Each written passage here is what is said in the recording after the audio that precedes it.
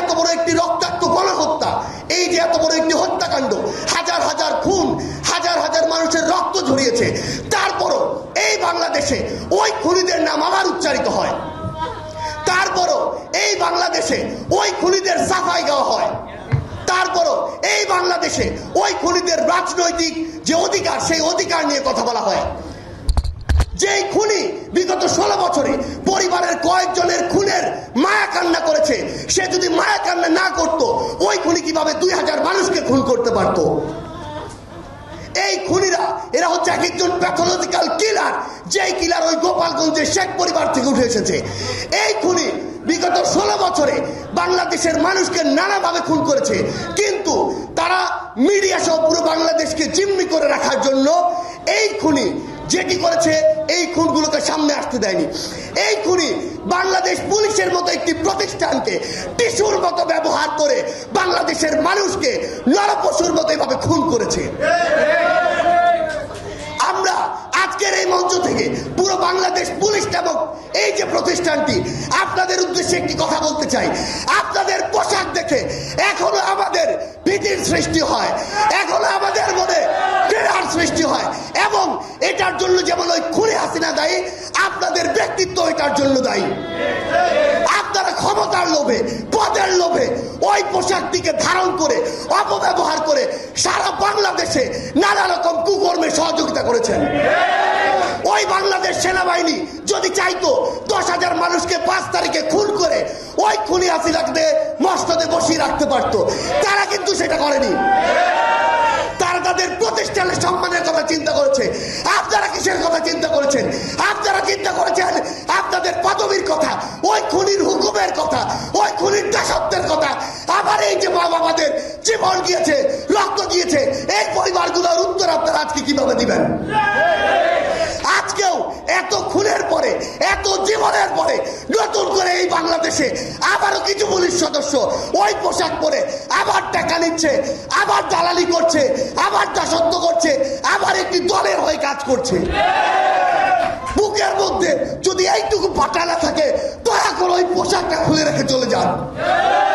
আমরা আমাদের জায়গা থেকে স্পষ্ট করে বলি, এই বাংলাদেশে অভ্যুত্থান যেহেতু হওয়া শুরু করেছে, আমরা যেহেতু আমাদের জায়গা থেকে জীবন দিতে শিখে গিয়েছি, ওই জীবনের মায়া 5ই আগস্টের আগে আমরা ভুলে গিয়েছি। আমরা আপনাদেরকে পুরো বাংলাদেশের যারা রাজনৈতিক দল, বিভিন্ন সশস্ত্র বাহিনীর যারা রয়েছেন, আপনাদেরকে স্পষ্ট করে একটা কথা বলি, এই বাংলাদেশে কোন দালাল, কোন তোষামতকারী, কোন দলান্ধর আর জায়গা হবে না।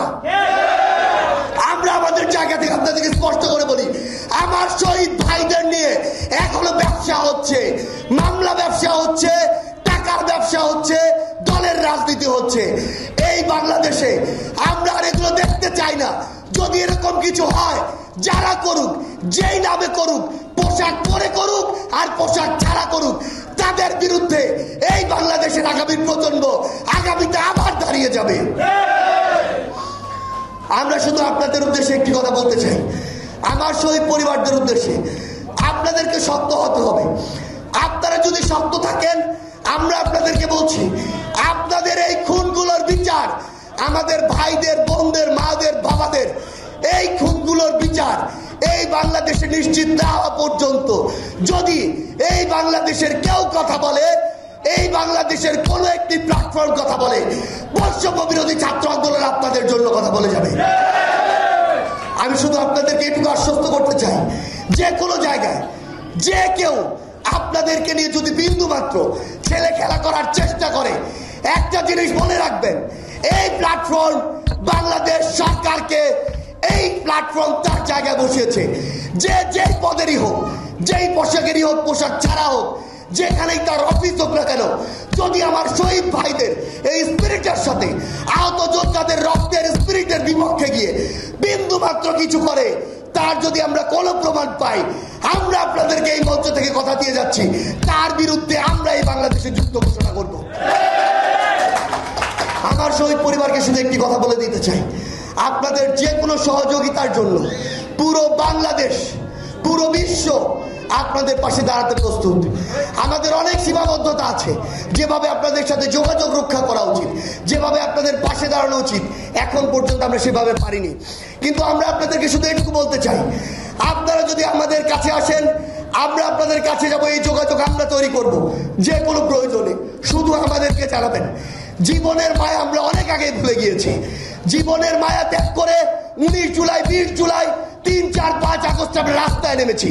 আমার সামনে অনেক আহত যোদ্ধা রয়েছে, তারা সেই 10 জুলাই, 11 জুলাই রাফির মতো অনেকেই বুক পেতেছিল ওই পুলিশের গুলির সামনে গুলি খেয়ে জীবন দেওয়ার জন্য। আমরা আপনাদেরকে বলে দিতে চাই, এই বাংলাদেশে আপনাদের যে কোনো কিছুর প্রয়োজনে আমরা আমাদের জীবনের সবটুকু দিয়ে আপনাদের পাশে থাকবো। শুধুমাত্র একটি জিনিস মনে রাখবেন, এই বাংলাদেশে যে কেউ যে কোনো ফরম্যাটে যদি বিন্দু মাত্র ওই খুনি হাসিনার আবার এখানে দোসর হিসেবে কাজ করে, যদি এজেন্ট হিসেবে কাজ করে, হোক দেশের হোক বাইরের, আমরা এই বাংলাদেশে আবারও একসাথে নেমে তাদেরকে সবাই প্রতিহত করব।